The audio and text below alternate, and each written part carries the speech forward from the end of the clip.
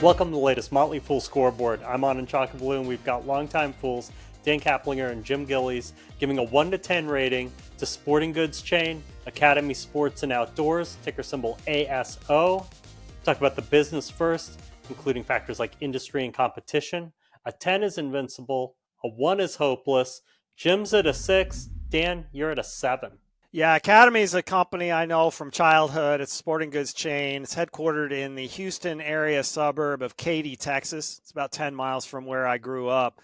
It's got about 300 stores now across the U.S. Sun Belt, and that's giving it exposure to some fast-growing population areas, some hungry audiences who are looking for sporting goods in their areas, including some more of the prosperous local economies that have slightly more disposable income to be able to afford to get the equipment and things that they need. Yeah, and I am at a 6. I do like the company a lot, but let's be real here. It's a regional sporting goods chain trying to become a national sporting goods chain, and sometimes what works in one area doesn't work in other areas.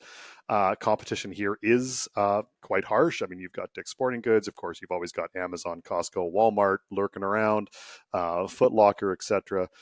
Plus, I don't know if you guys have heard, there's been a tariff war, a trade war recently, and unfortunately, in that type of a war, companies like Academy, a few others, they're collateral damage in that kind of nonsense. For management, a 10 is Warren Buffett, a 1 is Homer Simpson. Both of you have 7s, Dan. Yeah, I gave Steve Lawrence a 7 here. He's been CEO at Academy since 2023. He's been with the company a little bit longer than that, joined in 2019, was the chief merchandising officer. And his past retail experience includes that role at a number of different companies, including mall retailer Francesca's, Stage Stores, and J.C. Penney. I think that Lawrence has had enough experience to have played a role in Academy strategy for omnichannel distribution. Academy's also done a pretty good job of mixing both private label in-store brands with kind of more nationally well-known outside brands. That seems like a pretty smart move to ensure that there's both, they cover most of the pricing spectrum, that there's some premium brand merchandise, but also for people who are looking for more affordable stuff, a store brand where they can maintain some extra margin there as well. I think Dan's got it right at 7. It's funny he mentions Lawrence coming on in 2019. The backstory is when this thing was still private, it was owned by KKR. Academy was voted, I guess, by their peers, most likely to go bankrupt in their industry. And so before the 2020 IPO, the entire management team was transitioned out, we'll say. And they started from the top, bringing in now former CEO, current chairman Ken Hicks, and he brought in the team in 2019, which includes Lawrence. And it was a really great success story. They did the whole 5-year plan. They brought out some pretty ambitious growth and margin goals. They hit them all, there was 6 or 7 different goals, hit them all earlier than planned in less than the 5 years. So they brought out a new 5-year plan subsequently. I will note that in the most recent earnings report, that second 5-year plan is now being referred to as, quote, our long-term goals, end quote. So I guess they weren't tracking terribly well to the 5 years, and they're about halfway through it. So we'll just scrape off the old label, put a new one on. And again, have I mentioned tariffs here? Management, as they really don't have a lot of sway here. They're going to be able to, don't think they have the president's ear to say, hey, lighten up on China or Vietnam or whatever. But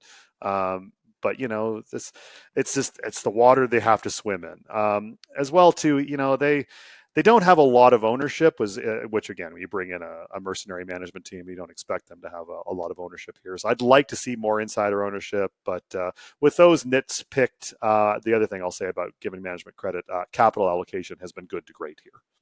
For financials, a 10 is a fortress, a 1 is yikes. Dan, both of you once again have 7s. Yeah, I think that Academy's done a good job. They've got good metrics, areas like sales per square foot. They've also done a good job of trying to ensure that all of the stores in their networks are profitable. They don't want particularly good performers kind of dragging along. Stores that aren't performing as well. Really want to focus on being in the right place at the right time. So one issue that I take, that kind of ding them for, they had a big jump in the early 2020s in sales and in earnings. That momentum has kind of given out. You've seen some decline there, some, call it reversion to the mean maybe, but it's still something that ideally you would have seen more growth rather than kind of a stabilization on those metrics. Yeah, I'm also at 7. I think Dan's correct, but that fall off he talks about, it's mainly because people, were locked in their homes for almost 2 years, depending on what part of North America you live in. And one thing you could do is go outside and get physical. And so I think a lot of that early 2020 stuff was a COVID related spike. Rather than degradation of the business. Margins here, they do remain decent. They generate a lot of cash, and I've already praised the capital allocation. I think I'm about to do it again. All makes sense. COVID gets those 5-year plans done early, and now the long-term plan, little tougher post that. Jim, let's talk about valuation. Let's talk about the next 5 years for this stock and how well it does, as well as its safety. 10 is a sure thing. A 1 is a lottery ticket. Safety, I've got 8. I think the Academy from here can do 10 to 15%, especially if the tariff stuff blows over. You'll get a nice little bounce just from that, frankly. I think 10 to 15% annualized is achievable for a couple of reasons. Management is aggressively using all their non-growth related cash to buy back their own shares. They've dropped their share count by 25%, close to 7% annually over the past 4 years. Go look at Sprouts Farmers Market, for an example. What happens when a buyback aggression meets a business that gets an average or above average multiple from the market? Spoiler, that rather mundane grocery store, I think, is a 6-bagger in 3 years, which is slightly more than 15% annualized. As far as safety, they've got slightly more debt than cash. I would submit that doesn't really matter. Management could repay all of their debt if they wanted to, just by halting buybacks for a couple of quarters.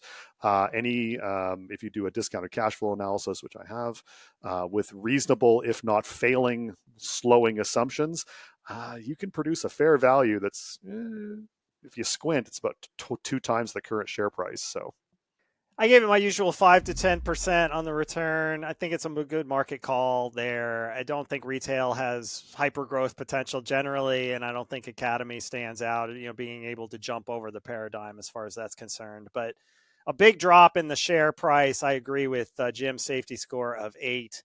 Get a big margin of safety after that drop, and even with the uncertainty of tariffs and other things out there, I think that a lot of that's been discounted into the price, and so you have the potential for upside surprises on that score as well. Time for everyone's favorite topic.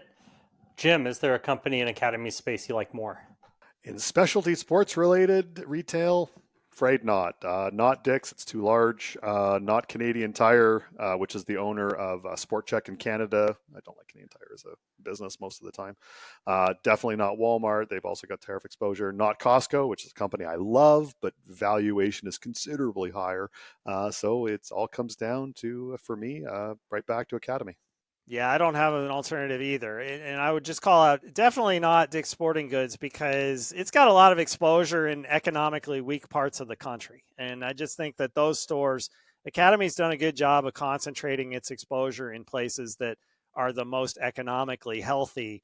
Dick's has more pulling it back that are actually dragging on its growth going forward.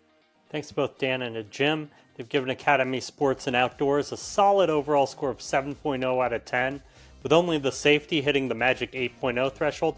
Though that is pretty impressive, a regional sports retailer getting an 8 in safety from both of them. Look out for a new scoreboard every market day at 7 p.m. Eastern. Next up is Alimentation Couche-Tard. Till then, fool on.